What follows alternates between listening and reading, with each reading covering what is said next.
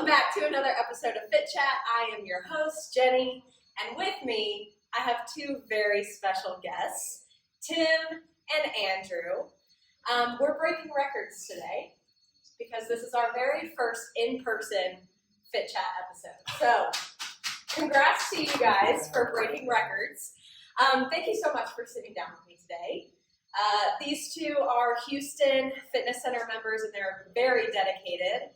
If you don't already know them from just seeing them in group exercise classes and all of that fun stuff, you probably saw them post a few motivational quotes on Slack because they got really into that challenge. You guys are really inspirational, I have to say. Thank you. Thanks. So I would love if you could just tell our listeners a little bit about yourself so that they know who we're chatting with today. I'll let you go first. All right. My name is Andrew Kartis. I'm an engineer here at HPE. I work on our embedded management processor, ILO, and I've been with the company since Compaq, and then HPQ, and now HPE. So quite a long time. Okay, awesome. Hi, I'm Tim Zinski. I'm a manager on the Chapel team. It's a high-performance computing language. I've been here since 1991 through Compaq, HPQ, now HPE. It's way before I was born, just so you know. I'm feeling even older now. Sorry, guys. Anyway, tell us a little bit about your fitness journey, where you started, because I know y'all are really on your routine nowadays. You come into the gym often, you participate in tons of our programs and group exercise classes. So tell me a little bit about your fitness journey, where it started and how it got to where it is now. I'll go first. So my fitness journey started when my son turned 13. It's a weird way to start. It started when he was 13. We enrolled him in a program at a gym. At that point, we said, well, we're already paying for him to come here. We may as well work out. And basically started at that point. And I was overweight. And I went through all the challenges everybody goes through. It's like, why am I here? I'm sore every day. There's certain exercises that make you feel, high intensity stuff makes you nauseous. And I'm like, this is terrible. And through the years of consistency and showing up and trying all the potential exercise options, everything from HIIT classes to yoga to Pilates, you start to build a habit, and it gets me to where I'm today, which is basically a habit. It's a habit. I show up every day. If I don't show up, I feel terrible. Right. It's building that habit that's the hardest part. So awesome. Yeah. For myself, I always did intermittent fun runs or rides or different things like that. But then after having kids, your routine gets messed up for a while, and then you realize you're not achieving where you want to be fitness-wise and health-wise. So tried to make that stuff more of a regimen for me. If I sign up for an event, I have something to train for, and that really keeps me more disciplined about it. And then doing the group fitness chat with people at work, with friends at work, and people that motivate me in different ways keeps the challenge fresh, keeps it fun, keeps it social. So it's a physical benefit, and it certainly is a mental benefit, and then it's great at work because I can do it at lunchtime too, which is awesome. True. We love the group atmosphere here and the community that we have built. So thanks for sharing.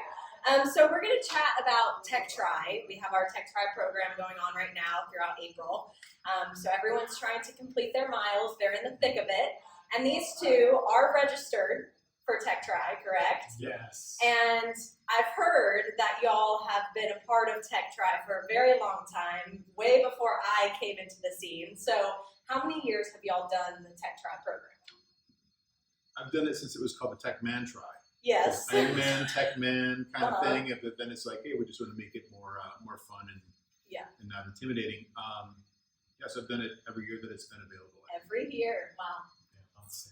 About the same. All right, so we've got some veterans here to really dive into the thick of it and give you some tips and tricks and all that fun stuff. So obviously we have some support for y'all out there through training plans. So if you signed up for the Tech Try, you should have received all of that.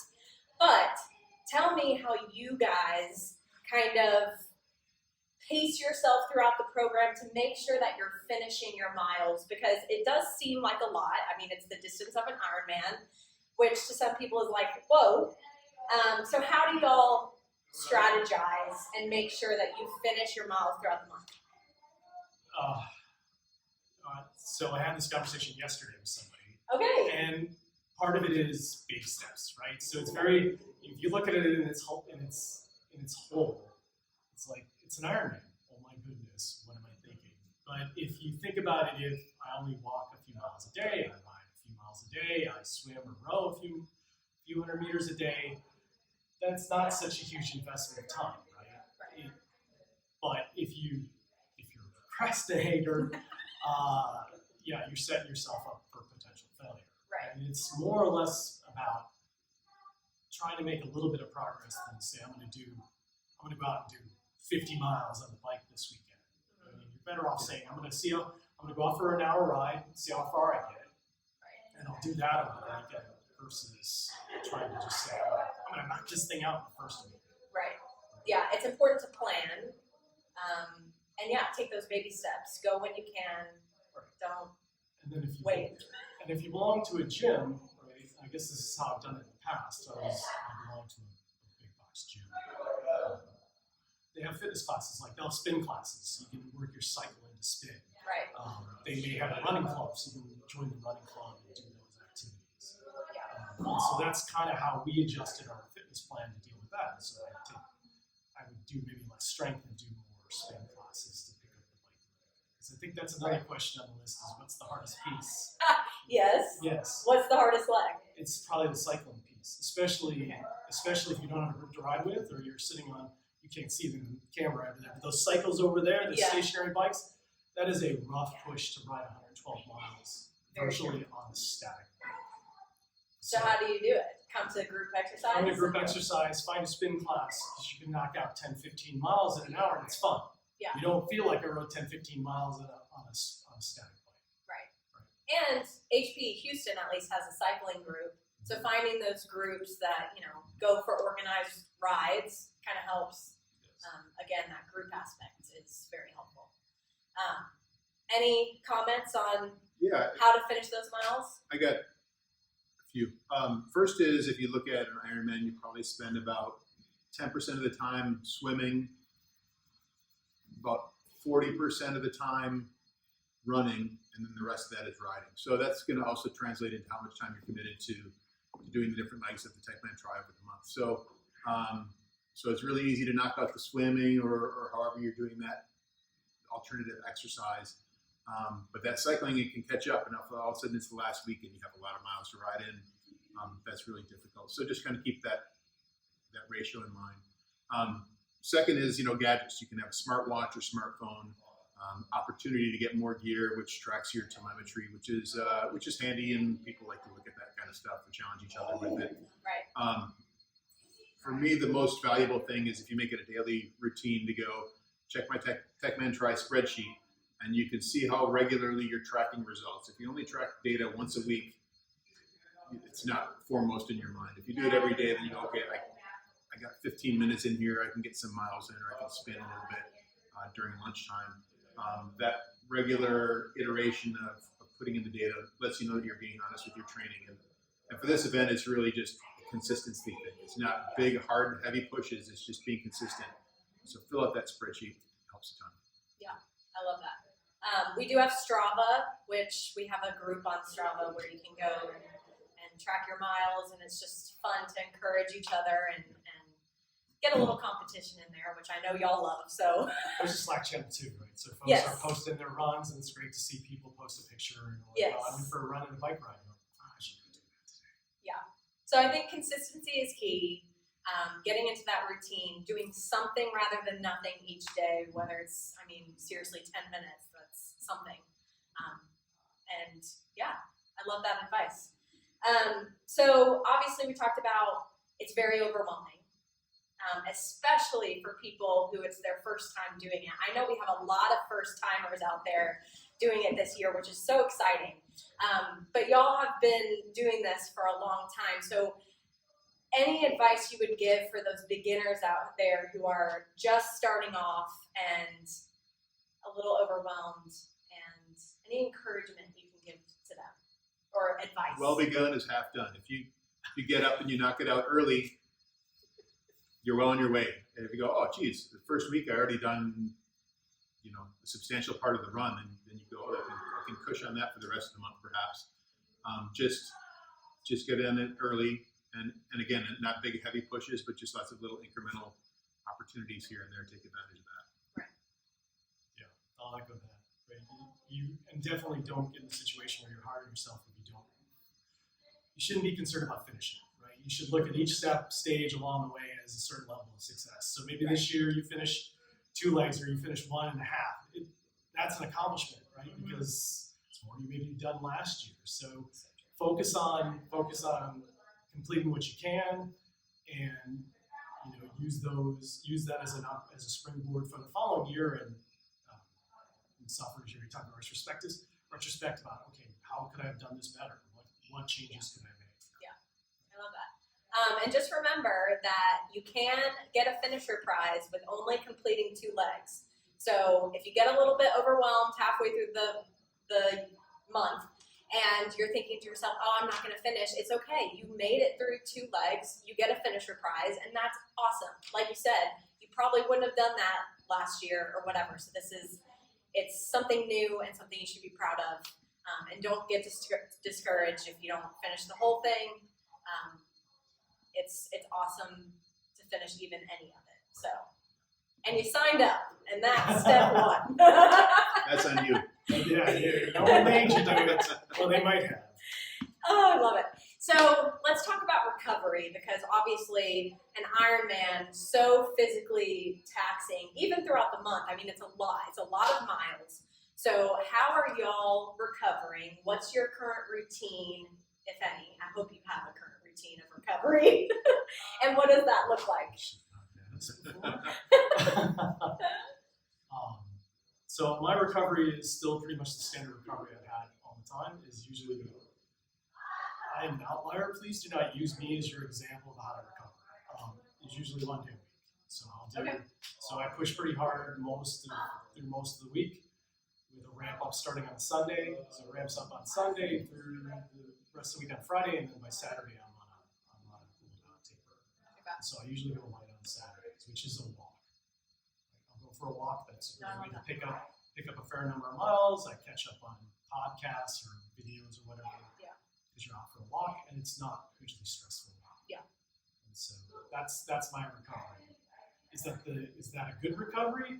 Probably not, because there are, you may want a full rest day between activities, especially if you're cycling hard. Mm-hmm. If you go out and do, like a big cycle on a Sunday or a weeknight, you probably need a couple of days to recover from that type of activity. Or your fitness level. I mean, you are very active and your body's used to that. And so for you, an active recovery day where you're walking is probably enough. But for someone else, they might need 3 days to let their body breathe and then get back to it. So Yeah, it really is about listening to your body and your muscles. If you're going out for that run or that swim or whatever activity it is, and you just are super sore, or just not feeling it, don't push yourself, because pushing yourself leads to bad form and potential injury. So it's better to maybe take that run to a walk, or maybe a run to a ride, or even a light swim where it's not about pacing, it's just about, I'm just going to kind of do a breaststroke or a simple front stroke through the pool for a few hours just to rest. speaking of soreness, what's y'all's advice when you are really sore? Any techniques y'all use to get rid of that soreness? Or do burpees. Burpees cure everything, including complaints. I will tell you right now, I'm coming off a 4-week vacation where we didn't do anything, and I'm really sore today. Okay. And so my response to that is I'm just going to try and work through some of the stiffness and soreness. Yeah, I feel like traveling stiffness is different than being sore from doing lots of exercise. So yeah, for you today, it's smart to get back into it and move your body. There's mobility. We should probably work on mobility classes. There's one on Monday here on campus if you want that. Utilize those group exercise classes. Mobility helps, and there's programs for that like GoWOD and our own YouTube channel about mobility classes. get mobile, right? If you're sore, chances are those muscles need to move because you don't want to build up scar tissue from that, and that's going to prevent you from being able to move later. So true. Yeah. If you got sore muscles, you need to kind of work it out with low intensity stuff. So if your chest is sore, do some stretches or some yoga, group exercise classes. They're a great opportunity for doing low intensity stuff that's going to warm up your muscles and kind of work that out of the system. Also is, proper nutrition. Get appropriate nutrients for you in your diet, and get proper amount of sleep. If you're not getting enough sleep, or you're pushing yourself, or you're doing binge exercise where you're like, I have to ride all this week, and you're riding every single day, that's going to grind you down and burn you out. So, so mix those different types of exercises in there. You don't have to do all the swimming and then all the biking and then all the running. I love that you mentioned nutrition and sleep, because we will be talking about that in our week 3 huddle more in depth. Don't miss that. Don't miss that. Show up for the huddles. So, like I said at the beginning, y'all are veterans here, and I got the scars to prove it. so obviously y'all already have your own routines. Y'all have made it to the maintenance stage of exercise. So how do you go into Tech Tri with your current routine and add this in? Is it something that, I think you mentioned at the beginning kind of that like this month you're going to focus more on hopping on that bike instead of other things. So do you kind of rearrange what you're already doing or add to it? What does that look like? Yeah, so normally, for me, my exercise routine is pretty static. It's usually a ride on Sundays, and then some sort of hip-based thing on Mondays after mobility, then group exercise through the middle of the week, and then Fridays another workout. And so as part of the hip workout, I'll add running. So just to basically get that foot mileage, or I'll add a bike. That tends to be how I attack the problem. Okay. Obviously, I don't have access to a pool, so I'll mix some rowing and biking into it. Like probably Friday will be a triathlon sort of mini tri type of deal, which is basically roll, ride, run kind of activity, just to build up some miles. It's just to mix up the exercises versus what I would normally do on Friday. Love it. Springtime in Houston has got lots of fun rides, and I'm riding with the HPE MS150 cycling team. Support them. But that naturally leads to I'm going to get all the cycling miles in doing the training rides for that. Which usually is some time in the spinning or some time cruising around the neighborhood during the week, and then a long ride on the weekends. Try and mix the stuff. Do running every 2 or 3 days. Do riding every 2 or 3 days. Long ride on the weekend.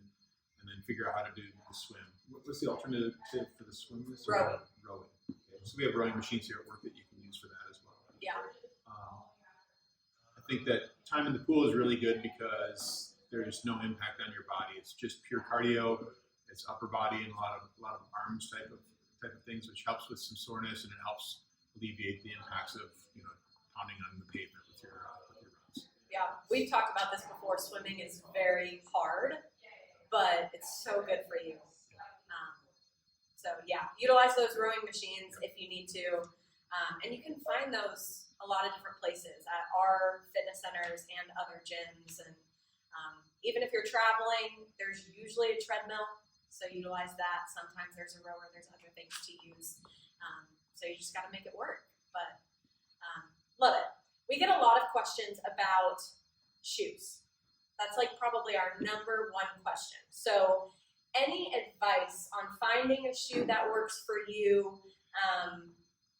And yeah, trying to avoid any of that pain as we get our miles in. I was talking about this before class. So get fitted, right? If you haven't been fitted for shoes, if you live in a major city, go get fitted. Fleet Feet will fit you. They do it for free. They're fantastic. They'll check your step. They'll check whether you're pronate out or you, I don't know what it's called when you go in, but pronate in. Yeah. And they'll give you a recommendation. You'll have an opportunity to try on shoes. You're not obligated to buy those shoes, but it gives you an idea of kind of where your foot fits to, and then you have to try it. Right?